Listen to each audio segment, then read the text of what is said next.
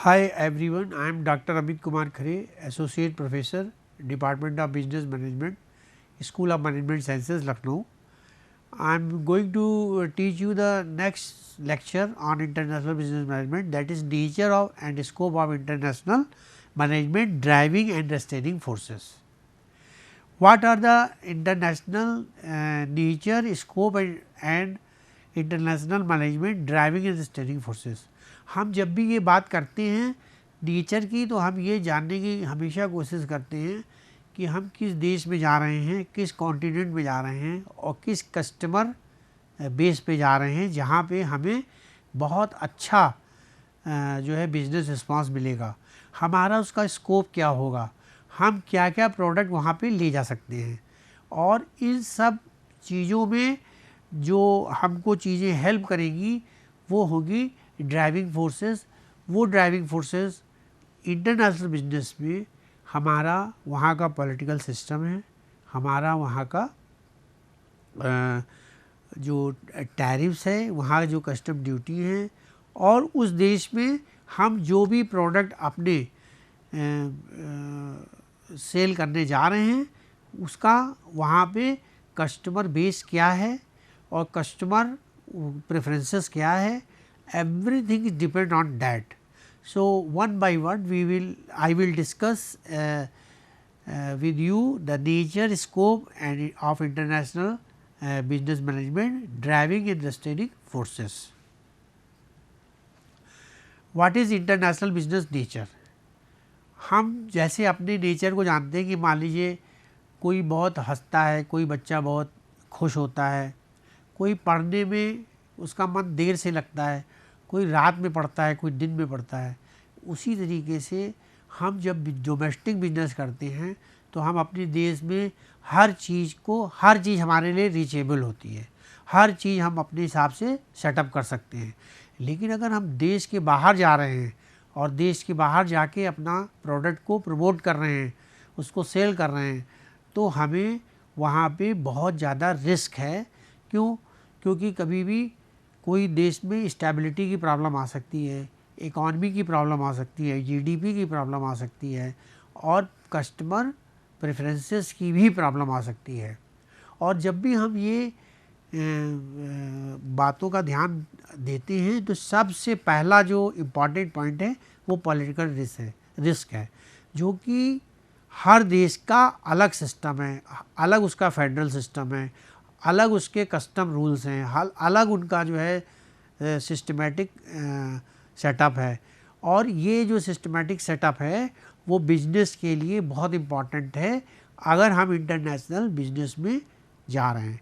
तो ये हमने जो पहला पॉइंट बताया बहुत हाई रिस्क जोन होता है।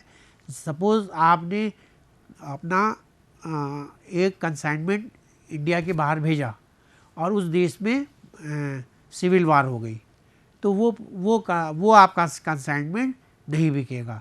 लेकिन there are so many rules and regulations through which we can sell that product, but this is a next order you will not get. So always remember one thing in your mind, that international business nature is highly risky. So this risk is जो है वो हमको domestic business से अलग करती है। Domestic business में ऐसा नहीं है, अगर हमने अपना प्रोडक्ट तमिलनाडु में बेचना चाहा, नहीं बिका तो हमने उसको बंगाल में बेच लिया। क्योंकि हमारी जो कस्टमर प्रेफरेंसेस है आलमोस्ट सेम है, हमारा रहने खाने का तरीका, हमारा सिर्फ हमारे मौसम में थोड़ा सा बदलाव है, लेकिन बाकी चीज़ें लगभग सेम है। तो हम ये जो हाईली रिस्क वाला जो पॉइंट है ये डोमेस्टिक में अप्लाई नहीं करेगा। दूसरी चीज़ है लार्ज स्केल ऑपरेशंस होता है, कभी भी छोटा कंसाइनमेंट नहीं जाएगा। अगर अभी मैं आपको डिटेल में थोड़ा बताऊंगा बाद में कि आपका कंटेनर लोड जाता है, एक कंटेनर जो होता है वो फुल कंटेनर 16,000 kg का होता है। अब आपने रॉ मटेरियल यहाँ से एक्सपोर्ट कर दिया और वो वहाँ पे जाके उसका फिनिश प्रोडक्ट बनना है। प्रोडक्शन यूनिट और मार्केटिंग यूनिट तैयार बैठी है उस प्रोडक्ट को प्रमोट करने और सेल करने के लिए, बना के बेचने के लिए। लेकिन आपका जो है पॉलिटिकल सिस्टम इस्टेब्लिश नहीं है आइदर इन योर कंट्री और इन दैट कंट्री, तो ये एक बहुत बड़ा रिस्क है।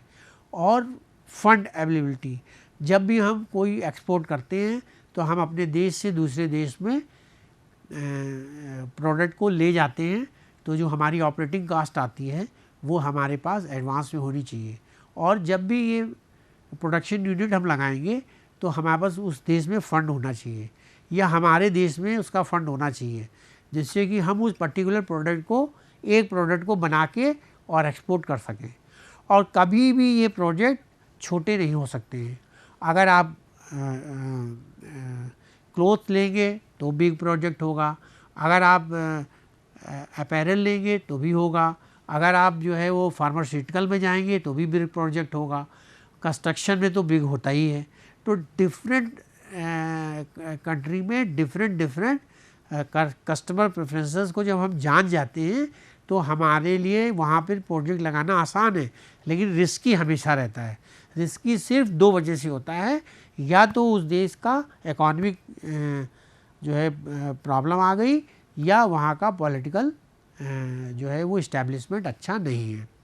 और एक सबसे बड़ा चैलेंज है पूरी दुनिया में कि हम अलग अलग देश में अलग अलग भाषा से जाने जाते हैं, तो हमें अपने प्रोडक्ट को जो भी लेबलिंग करनी है, जो भी हमें उसका सेटअप करना है, वो सिर्फ उसी लोकल लैंग्वेज में करना है जो कस्टमर के लिए इजी होगा। और हमें उनके कल्चर को हमेशा ध्यान में रखना है। जैसे हम अपने देश में अगर विंटर के कपड़े बेचेंगे तो कहाँ बेचेंगे? हम अपना जम्मू कश्मीर में बेच सकते हैं, हम अपने लद्दाख में बेच सकते हैं, हम अपना जो है उत्तराखंड में बेच सकते हैं। लेकिन हम ये जाड़े के कपड़े ऑल द 12 मंथ और अपने किसी स्टेट में नहीं बेच पाएंगे, क्योंकि हमारे यहाँ 3 तरीके के मौसम होते हैं। So different culture have different customer preferences.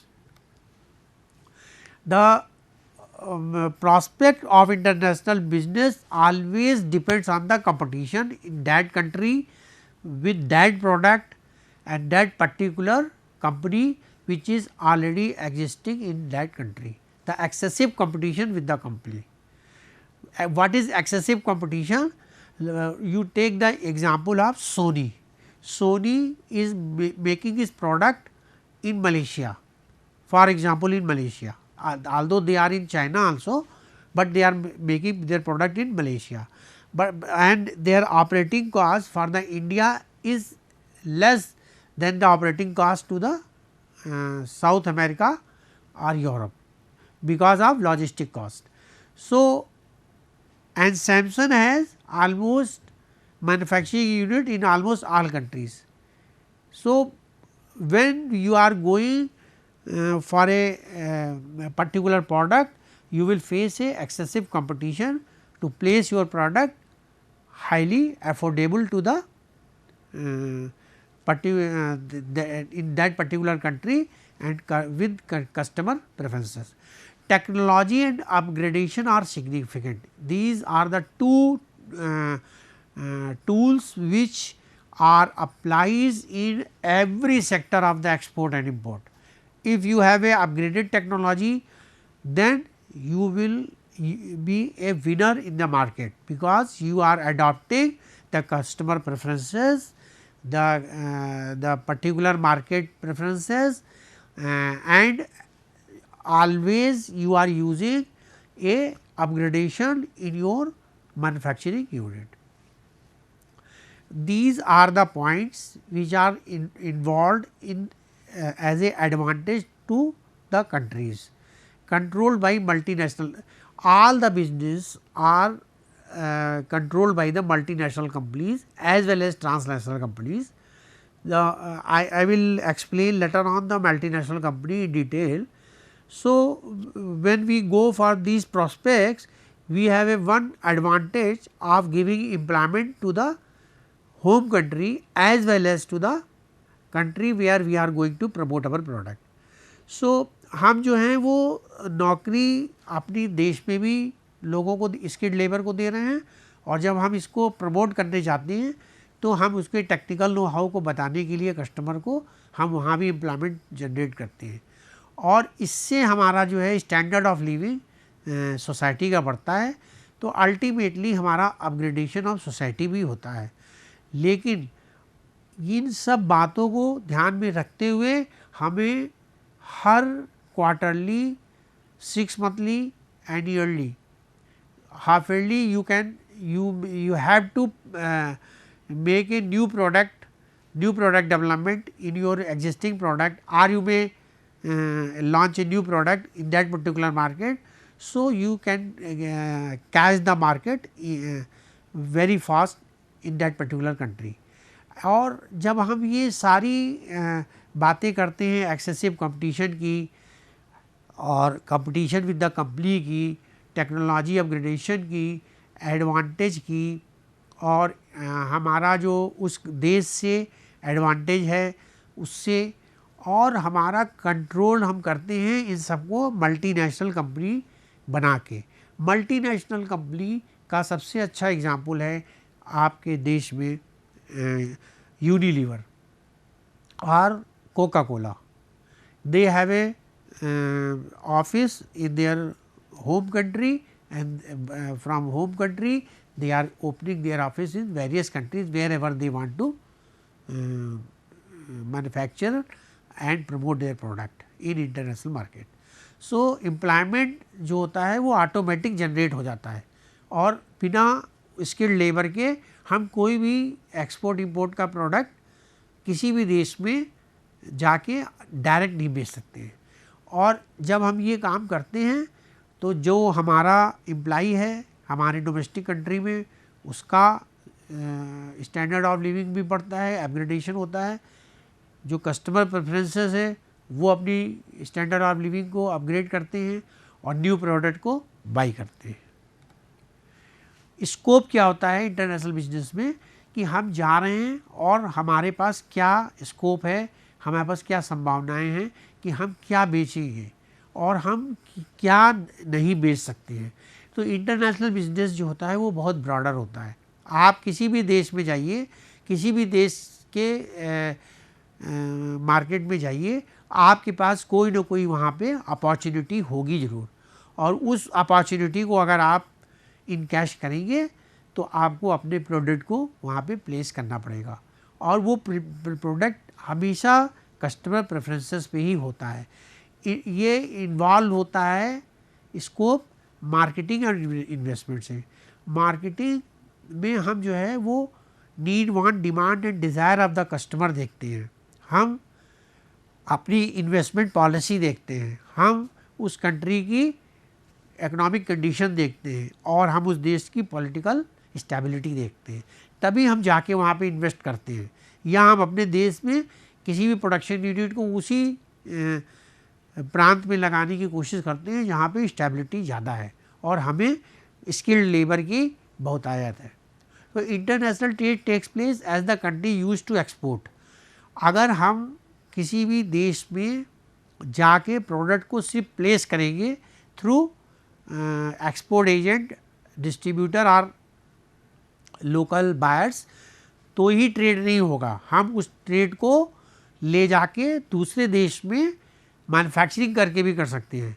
तो हमें एक्सपोर्ट करना है सभी ग्लोबल कंपनीज़ को, और वो ग्लोबल कंपनी का हमारे पास ये बायर प्रेफरेंस होना चाहिए कि हमें किस देश में विंटर के क्लोथ ज़्यादा बेचने हैं, किस देश में जाड़ा कम पड़ता है तो हमें वहाँ गर्मी के क्लोथ को बेचना है। जब हम ये प्रोसेस में आते हैं तो मेरे पास बहुत सारे देश का इन्वॉल्वमेंट हो जाता है, बहुत सी कंट्रीज़ का इन्वॉल्वमेंट हो जाता है, लेकिन वो हम ग्लोबल पर्सपेक्टिव में ही देखेंगे। फिर हम आ जाएंगे ग्लोबलाइजेशन पे, इंटीग्रेटेड मार्केट पे, ग्लोबल इकॉनमी पे, और जब हम उस पर्सपेक्टिव में देखेंगे तो हमारा जो मोर कंट्रीज़ आर इन्वॉल्व, तो जो मोर कंट्रीज़ हैं उनके बायर प्रेफरेंसेस को हम कैच करके अपना स्कोप जो है पूरा कर सकते हैं। और ये जैसा हर पॉइंट में मैंने आपको बताया कि इंटरनेशनल बिजनेस में हमेशा आपके पास एम्प्लॉयमेंट जनरेशन का एक मौका होता है। आपको हर तरीके का स्किल्ड लेबर चाहिए, चाहे वो लॉजिस्टिक हो, चाहे वो प्रोडक्ट डेवलपमेंट हो, चाहे मैन्युफैक्चरिंग हो, चाहे मार्केटिंग हो, चाहे सेल्स हो।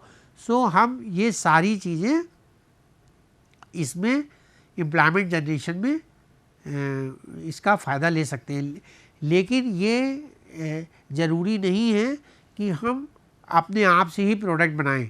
हमारा फॉरेन डायरेक्ट इन्वेस्टमेंट एफडीआई भी हो सकता है, और एफडीआई में हमारा म्यूचुअल अंडरस्टैंडिंग होती है कि how we will manufacture product together and how we will promote it in the world market. So हमारा जो फॉरेन डायरेक्ट इन्वेस्टमेंट है वो हमारा कंपनी टू कंपनी भी हो सकता है, देश तो उसमें इन्वॉल्व होगा ही होगा, और हमारा प्रोडक्ट टू प्रोडक्ट भी हो सकता है।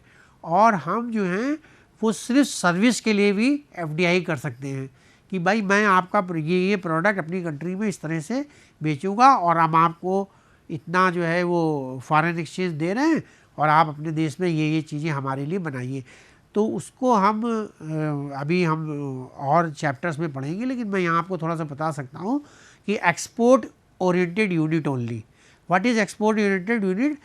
आपको एक लाइसेंस मिल गया और आप उसको बना रहे हैं और आप एक्सपोर्ट कर रहे हैं 100%, और आपका कोई भी मटेरियल जो है वो डोमेस्टिक मार्केट में नहीं जाएगा, एक्सक्लूसिवली उसी कंट्री के लिए जाएगा, उसी कंपनी के लिए जाएगा जिसके थ्रू आपने एफडीआई इंडिया में लाए हैं। और जब ये सारा प्रोसेस होता है तो इस प्रोसेस में हम क्या करते हैं, हम फॉरेन एक्सचेंज लाते हैं।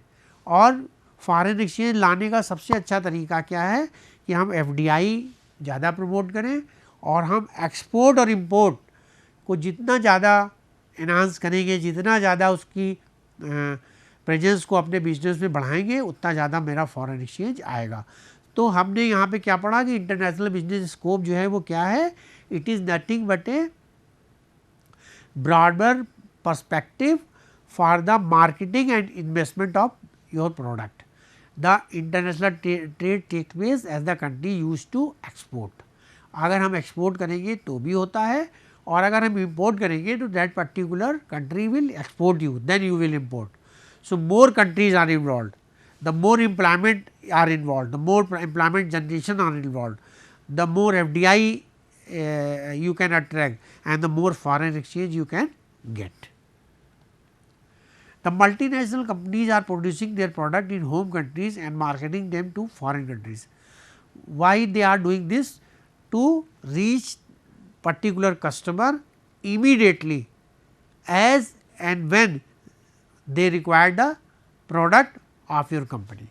So, multinational companies, what is the basic fundamental of these multinational are, they are nothing but a multi-domestic. In one term you can understand the multi-domestic. So, wherever they are, like in China McDonald is there, in India McDonald is there, in Africa McDonald is there. So, they are behaving like a domestic company, but they are a multinational company. The more export will take place, the more scope foreign exchange will come. अगर हम किसी भी देश में जाके सिर्फ finish product का export नहीं करते हैं, हम रॉ मटेरियल का भी एक्सपोर्ट करते हैं, हम अपनी सर्विस सेक्टर का भी एक्सपोर्ट करते हैं, हम जो हैं उनको अपने एफडीआई के लिए भी बोलते हैं कि भाई हम आपके यहाँ जो है आके मैन्युफैक्चरिंग यूनिट लगाएंगे तो हमारे थ्रू आपको फॉरेन एक्सचेंज मिलेगा, और हम जो प्रोडक्ट बनाएंगे एक्सक्लूसिवली हम ही बेचेंगे उसको। तो ये more export will take place, the more scope foreign exchange will come. तो स्कोप क्या होगा कि जब भी हम किसी देश में जाते हैं और उस बायर प्रेफरेंसेस से हमें न्यू प्रोडक्ट टेक्नोलॉजी को लाने में आसानी होती है, और हम उसको आप उस देश से अपने देश में भी ट्रांसफ़र कर सकते हैं through skilled labour and through development. And ultimately क्या होता है कि जब हम न्यू टेक्नोलॉजी को लाते हैं तो हमारे जो सोसाइटी है उसका डेवलपमेंट होता है, और हमारे बिजनेस का स्कोप बढ़ता है, और हमारी इन्वेस्टमेंट कैपेसिटी बढ़ जाती है। Foreign direct investment will come to home country. Why they are coming? Because they have a very high cost labor, they have a very high cost raw material, they have a very high cost manufacturing plants. So, they always tries to manufacture their goods in the country like developing country like India, where we can easily manufacture with low paid skilled labor and high technology transfer, and also with the latest technology available in the world. So, in this process हमारा जो देश का skilled labour है, हमारा जो इस देश का जो मैन्युफैक्चरिंग यूनिट है और हमारे इस देश का जो पूरा इंफ्रास्ट्रक्चर है वो पूरा डेवलप होता है और अल्टीमेटली हमारी सोसाइटी जो है वो इम्प्रूव करती है, हमारा स्टैंडर्ड ऑफ लिविंग बढ़ता है और प्रोडक्ट का प्रमोशन हम उन कंट्रीज़ में भी कर सकते हैं जहाँ पे ये मैन्युफैक्चर नहीं हो सकता है। अब यहीं पे एक टर्म आता है ट्रांसनेशनल। ट्रांसनेशनल का सबसे अच्छा एग्जांपल है Toyota. Toyota, what Toyota is doing, they are manufacturing car in almost all the countries in the world. So, they always give preference to the customer कि हमें इंडिया में road कैसी है, हमको कैसी कार चाहिए, अफ्रीका में कैसी है, कैसी चाहिए, यूएस में कैसी है, या पूरे अमेरिकन कॉन्टिनेंट को किस तरीके की कार चाहिए। तो वो ट्रांसनेशनल कंपनी जो होती है उनका कोई एक ऑफिस नहीं होता है, उनका हर देश में एक ऑफिस होता है और उससे वो कॉन्टिनेंट टू कॉन्टिनेंट अपना बिजनेस करते हैं। और इस प्रोसेस में क्या होता है कि अलग अलग देश के बायर प्रेफरेंसेस से हम अलग अलग देश का एक न्यू प्रोडक्ट डेवलपमेंट कर लेते हैं और इन न्यू प्रोडक्ट डेवलपमेंट को हम जो है वो डिफरेंट मार्केट में भी क्रॉस करते हैं कि अगर मान लीजिए आपने इंडिया के हिसाब से प्रोडक्ट बनाया और आपको एशियन कंट्रीज़ में उसको एक्सपोर्ट करना है, तो Asian countries will always wanted to buy that product, the product has been made as per the preferences of Indian customer. तो इसमें कोई समस्या विशेष नहीं आती है, लेकिन आप एशिया से जब बाहर जाएंगे तो थोड़ा सा इसका डिफरेंस आएगा। तो हम फॉरेन इन्वेस्टमेंट जो अट्रैक्ट करते हैं उसका सबसे अच्छा तरीका है फॉरेन डायरेक्ट इन्वेस्टमेंट, और वो हमारा कंपनी से कंपनी, देश से देश में हो सकता है और उससे हमारा टेक्नोलॉजी ट्रांसफ़र का स्कोप बहुत ज़्यादा बढ़ जाता है। International driving pull forces, what is this? This is a type of forces which are involve for the growth of the customer, the growth of the company, the profitability of the company, the risk present in that particular country, the investment opportunities, the investment fund you have, and the more job creation, the more investment and the more upgradation of society. What is pull forces? Through which we can understand the international business process. What is the driving pull forces? You go to a particular market and there is no growth. So, if you promote your product, nobody will buy. So, your profitability will be less and risk will be more. So, your investment opportunity will be nowhere. आपके यहाँ जो भी growth होगी वो तभी होगी जब हम उस ग्रोथ को प्रॉफिटेबिलिटी, रिस्क और इन्वेस्टमेंट पॉइंट ऑफ व्यू से सोचेंगे। और जॉब तो क्रिएशन होता ही होता है इंटरनेशनल बिजनेस में, मोर इन्वेस्टमेंट होगा, मोर अपग्रेडेशन ऑफ सोसाइटी होगी। And push forces, the pressure to domestic market to tap foreign market, ये हमारा एक जरिया है कि हम यूनिक प्रोडक्ट सर्विस को लाते हैं, उस मार्केटिंग अपॉर्चुनिटी को इस्तेमाल करते हैं, रिसोर्स यूटिलाइजेशन करते हैं, क्वालिटी इम्प्रूवमेंट करते हैं, और अबव ऑल हम जो है जो कंपटीशन करते हैं वो अपने product to product best available in the market से करते हैं। तो फॉरेन मनी जो है वो इस प्रोसेस में आती है, या हमें इंपोर्ट करना है तो हमारे यहाँ से जाएगी। More choice of all the products are available. Okay. And international business steering forces are restraint forces slow down progress of the company like tariff, custom, etc. Culture of the company must be international vision. What is international vision? The buyer preferences, the competition with the host company. The host company is that आप एक product बना रहे हैं और दूसरा भी वही बना रहा है और दोनों एक्सपोर्ट में लगे हुए हैं, तो आपको अपना प्राइस, अपनी क्वालिटी, अपनी टेक्नोलॉजी, अपना लॉजिस्टिक बिल्कुल प्रॉम्प्ट रखना है, नहीं तो आप अपने डोमेस्टिक कंपनी से ही हार जाएंगे अपने देश में। Conflict within the company, within the international organisation. What is the conflict?